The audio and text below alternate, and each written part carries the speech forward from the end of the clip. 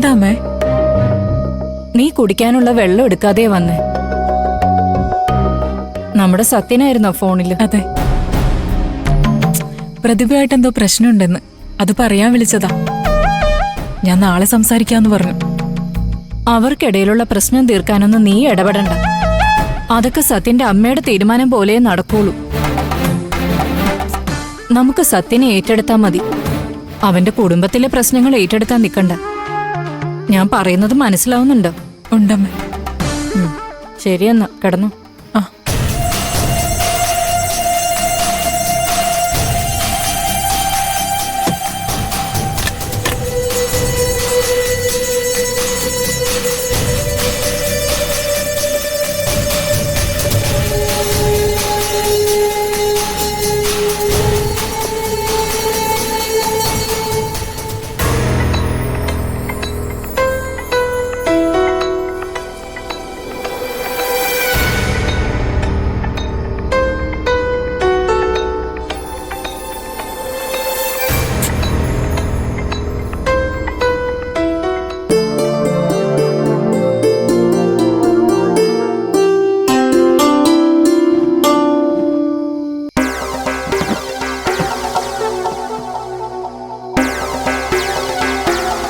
എന്താടോ, എന്തോ ഒരു വിഷമം പോലെ?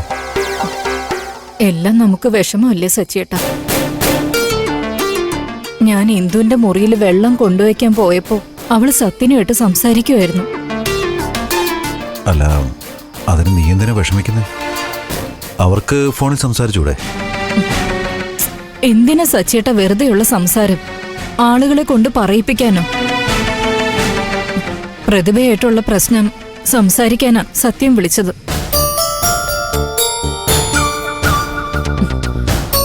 നമ്മൾ വീണ്ടും ആവശ്യമില്ലാത്ത പ്രശ്നങ്ങൾ തലയിൽ എടുത്തു വെക്കുന്ന പോലെ എനിക്ക് തോന്നുന്നു. എന്ത് പ്രശ്നം സാവിത്രി? എടി, സത്യം കല്യാണം കഴിച്ചതാണെന്നും അവന് ഭാര്യയുണ്ടെന്നും നമുക്കും അറിയാം, ഇന്ദുവിനും അറിയാം. നമ്മള് മറ്റൊരു രീതിയിൽ അതിനെ കാണാതിരുന്നാ പോരെ? സത്യൻ അങ്ങനെ മറ്റൊരു ലക്ഷ്യം വെച്ച് ഇവിടെ നിൽക്കില്ല എന്ന് എനിക്ക് നന്നായിട്ടറിയാം. അത് തന്നെയാ സച്ചേട്ടാ ഞാൻ പറഞ്ഞത്. നമ്മുടെ തീരുമാനങ്ങൾ അബദ്ധമായി പോവാണെന്ന്. സത്യന് പകരം മറ്റൊരു നല്ല പയ്യനെ കണ്ടെത്തി ജോലി കൊടുത്തിരുന്നെങ്കിൽ നമുക്കവനെ ഇന്ദുവിന് വേണ്ടി കൂടി ആലോചിക്കായിരുന്നില്ലേ? ഇടി, അതെങ്ങനെയാ? നമ്മുടെ മോൾക്കൊരു ഭർത്താവിനെ കണ്ടുപിടിക്കുന്നത് അങ്ങനെയാണോ? സത്യനെ ആദ്യം നമ്മൾ ഇന്ദുവിന് വേണ്ടി തീരുമാനിച്ചത് അവന് വേറെ എന്തെങ്കിലും യോഗ്യത ഉണ്ടായിട്ടാണോ? സത്യസന്ധതയും ആത്മാർത്ഥതയുള്ള വിശ്വസിച്ച് കൂടെ നിർത്താൻ പറ്റിയ ഒരു ചെറുപ്പക്കാരൻ. ഇനി സത്യനെ ഇവിടെ നിർത്തിയ നമ്മുടെ മോൾക്ക് മറ്റൊരു പയ്യനെ കിട്ടാൻ എന്തുകൊണ്ടും ബുദ്ധിമുട്ടായിരിക്കും സച്ചിയേട്ട.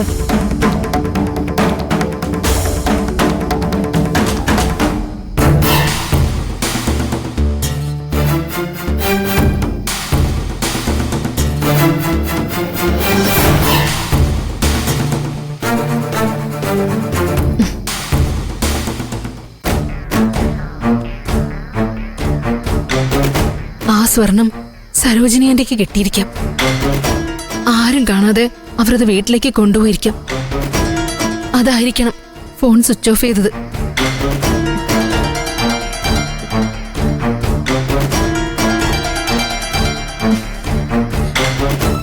അന്ന് തന്നെ രഘുവേട്ടനോട് പറയേണ്ടതായിരുന്നു, പറ്റിയില്ല. ഇനി എന്ത് ചെയ്യും? രഘുവേട്ടനെ വിളിച്ചുണർത്തി എല്ലാം ഏറ്റു പറഞ്ഞാലോ?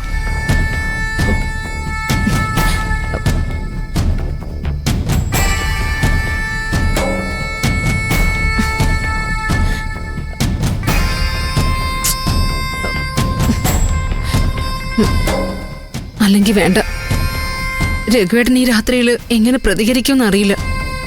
ആ സ്വർണം ഞാൻ അച്ഛന്റെ മുറിയിൽ സൂക്ഷിച്ചെന്നറിഞ്ഞ എല്ലാവരും എന്നെ വെറുക്കും.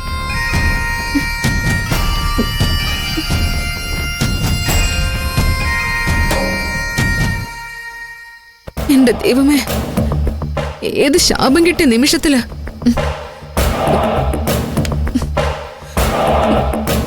എനിക്ക് ആ സ്വർണം ഒളിച്ചു വെക്കാൻ തോന്നിയത്. സ്വർണ്ണക്കടത്തുകാർക്ക് അത് തിരിച്ചു കൊടുത്ത് രഘുവേട്ടനെ രക്ഷിക്കാനും ഇനി എനിക്ക് പറ്റില്ലല്ലോ.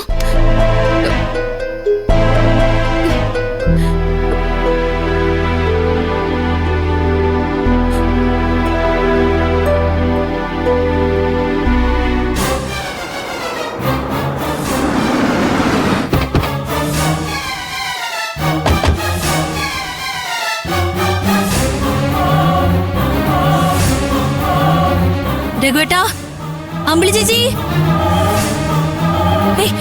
നിങ്ങൾ നിങ്ങൾ എടുത്ത് പുറത്തിടണം അവളെ. ഓടടി അങ്ങോട്ട്. രഘു, രഘു, രഘു.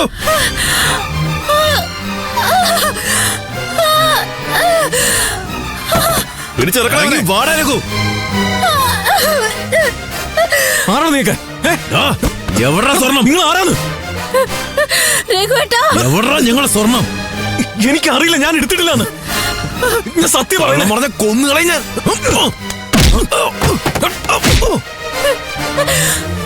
രഘുവേട്ടാ,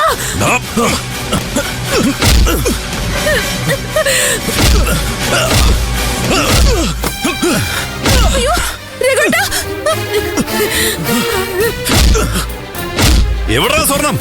രഘുവേട്ടാ, പറയണം. അയ്യോ ഒന്നും ചെയ്യല്ലേ രഘുവേട്ടാ, അയ്യോ ഒന്നും ചെയ്യല്ലേ രഘുവേട്ടാ, രഘുവേട്ടാ, അയ്യോ അടിക്കല്ലേ, അയ്യോ രഘുവേട്ടാ, അമ്പിളി ചേച്ചി, ശബ്ദിച്ചു പോകരുത്.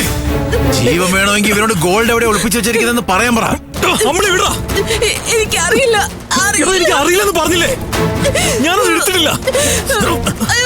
രഘുവേട്ടനൊന്നും ചെയ്യല്ലേ, രഘുവേട്ടനൊന്നും അറിയില്ല, രഘുവേട്ടനൊന്നും ചെയ്യല്ലേ. പിന്നെ ആർക്കാടി അറിയാവുന്നേ?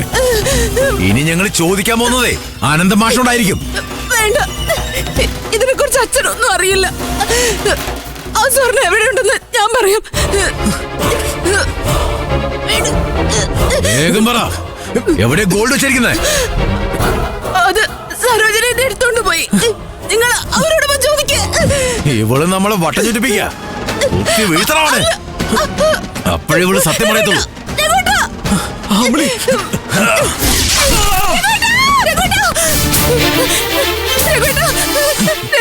എന്താ എന്താ നീ എന്തോ സ്വപ്നം കണ്ടോ? അവന്മാര് വീണ്ടും വന്നു രഘുവേട്ട. ആര്? രഘുവേട്ടനെ അവര് കൊല്ലും, സൂക്ഷിക്കണം. നമ്മൾ പോലീസ് സ്റ്റേഷന് പരാതി കൊടുത്തില്ലേ? അവന്മാർ ഇനിയും വന്നാൽ നമ്മൾ പോലീസിന് വിളിക്കാം. പോലീസ് എന്ത് ചെയ്യാന് രഘുവേട്ട? അവർക്ക് ആരെയും പേടിയില്ല. അവരുടെ സ്വർണം കിട്ടുന്നത് വരെ രഘുവേട്ടന്റെ പുറകെ തന്നെ അവരുണ്ടാവും. അതിന് രാത്രി നമുക്ക് എന്ത് ചെയ്യാൻ പറ്റും? അവന്മാര് പുറകെ വരുന്നെങ്കിൽ വരട്ടെ, നമുക്ക് അപ്പം നോക്കാം. എനിക്ക് നല്ല പേടിയുണ്ട് രഘുവേട്ട. അയ്യോ, നമ്മളിനി എന്ത് ചെയ്യും? അമ്മ നീ ഇപ്പോ സമാധാനമായിട്ട് കിടക്ക. നീ ഇങ്ങനെ ഓരോ സ്വപ്നം കണ്ട് പേടിച്ചാലോ? നീ ആവശ്യമില്ലാത്ത ഓർത്ത് കിടന്നിട്ടാ ദുസ്വപ്നമൊക്കെ കാണുന്നത്. നിനക്ക് കുടിക്കാൻ വെള്ളം?